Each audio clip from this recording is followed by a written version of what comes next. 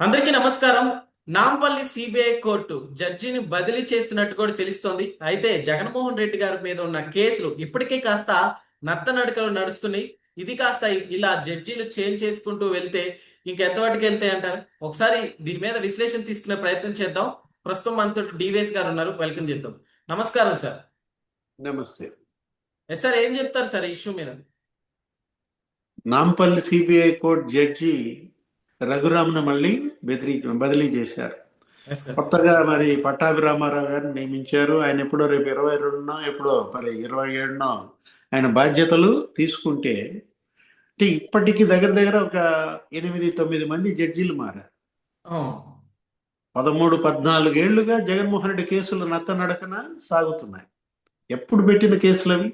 2011లో పెట్టినటువంటి కేసులు ఆయన ఎప్పుడు అరెస్ట్ చేశారు? 16 నెలలు ఆయన జైల్లో పెట్టారు. కానీ ఇప్పటికీ ఆయన అసలు కోర్టులకు హాజరు కావట్లా. మొన్న ఒక్కరోజే హాజరయ్యాడు. ఏది? అది కూడా ఏదో ఫోన్ విషయంలో. ఆయన ఫోన్ ఏంటి, తప్పుడు ఫోన్ నంబర్ ఇచ్చాడు. ఆ విదేశాలకు వెళ్ళినప్పుడు ఆ ఫోన్ సరైన సమాచారం ఇవ్వలేదు, బెయిల్ షరతులు ఉల్లంఘించాడనో ఏదో అంటే ఆయన ఒకసారి మరి విదేశీ పర్యటన అయిన తర్వాత వచ్చి కోర్టులో హాజరు కమ్మన్నా. దానికోసం వచ్చాడు. ఏదో మరి ముళ్ళ మీద ఉన్నట్టుగా 3 నిమిషాలుండి వెళ్ళిపోయాడు.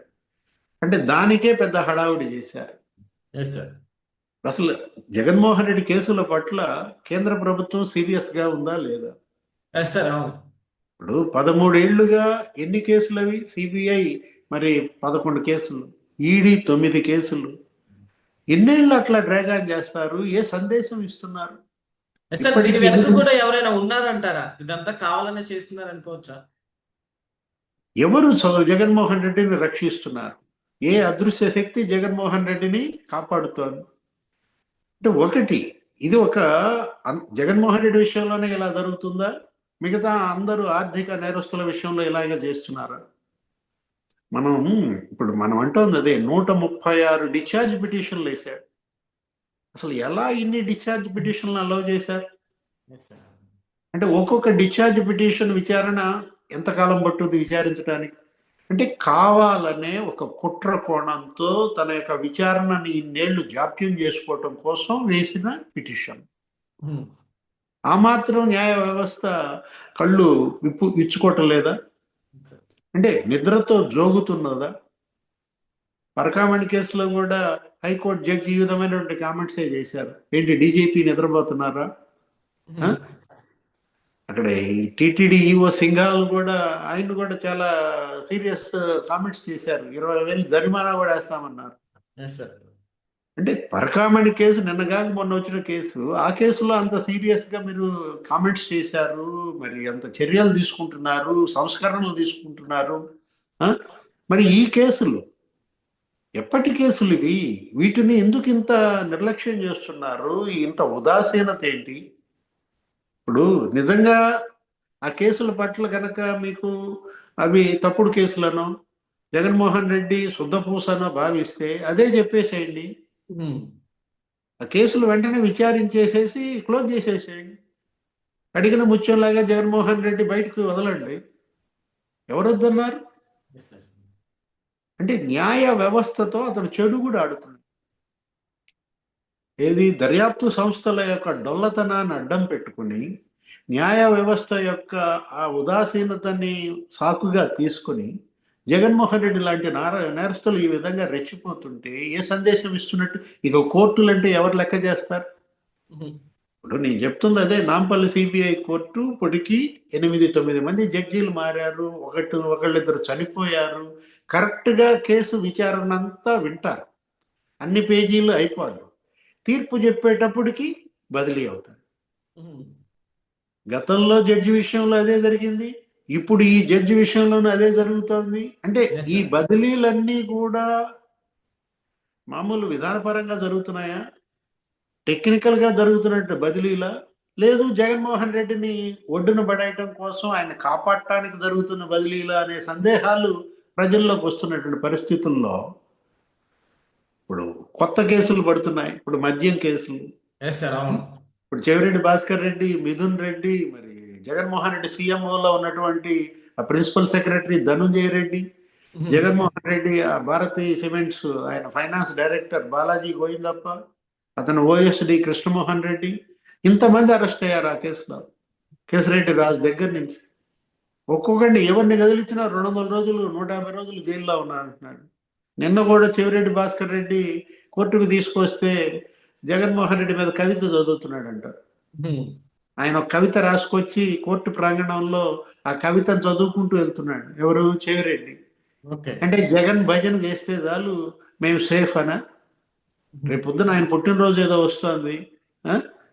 ఇప్పటికైనా సరే ఇవాళ న్యాయ వ్యవస్థ మేల్కోకపోతే ఏది ఈ రౌడీలు, ఈ గుండాలు, లేకపోతే ఈ ఆర్థిక నేరస్తులు ఇది ఒక మోడల్ గా తీసుకుంటారు. ఇప్పుడు జగన్మోహన్ రెడ్డి అనే అతను ఏంటి ఆర్థిక నేరస్తులకి ఒక లెసన. ఓకే. ఏ విధంగా కేసులు వేయచ్చు, ఏ విధంగా దర్యాప్తు సంస్థల్ని ఇబ్బంది పెట్టచ్చు, ఏ విధంగా న్యాయ వ్యవస్థని మరి మోసం చేయొచ్చు, ఇది ఒక మోడల్ గా ఉంటుంది. జగన్ లాంటి వాళ్ళు ఇంకా భవిష్యత్తులో ఇంకెంతమంది రాబోతున్నారు? ఏ గుణపాఠం చెప్పాలనుకుంటుంది వ్యవస్థ? నేరస్తులకు గుణపాఠం చెప్దాం అనుకుంటుందా, లేదు నేరస్తుల నుంచి పాఠాలు నేర్చుకుందాం అనుకుంటుందా వ్యవస్థ? ఇక్కడ లోపం ఇండివిజువల్ గా ఉందా, వ్యక్తిదా, వ్యవస్థదా అర్థం కావట్లేదు.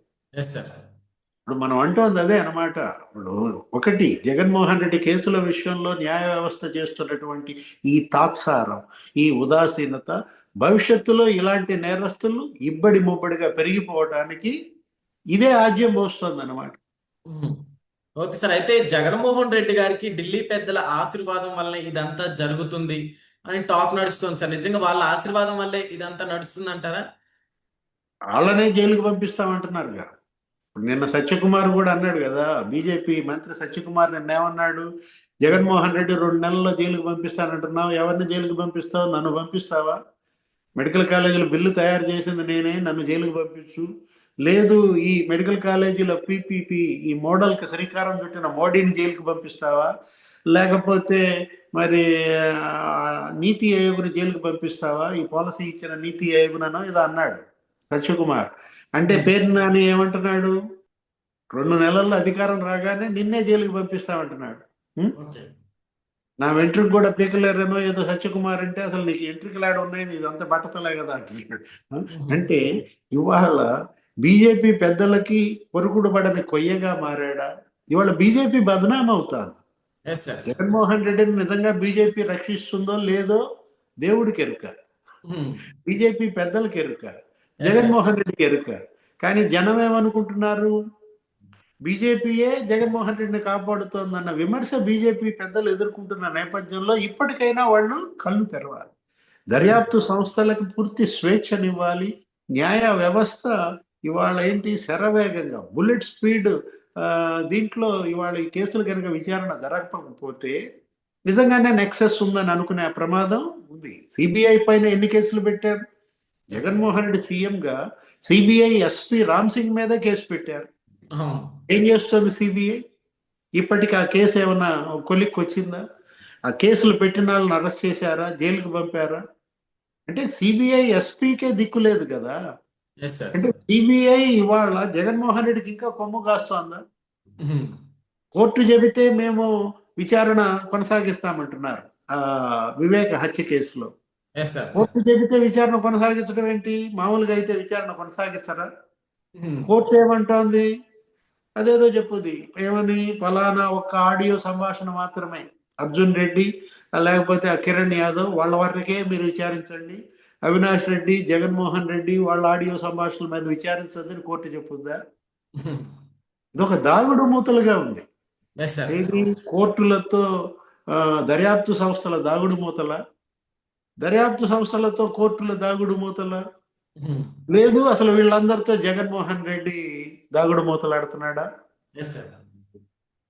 జనమే ఇప్పుడు ఈ దాగుడు మూతల ఆటకి ఇవాళ కట్టించాలా. జనమే ఇవాళ వీళ్ళకి బుద్ధి చెప్పాలన్నమాట. Okay. Okay sir, thank you. నమస్తే.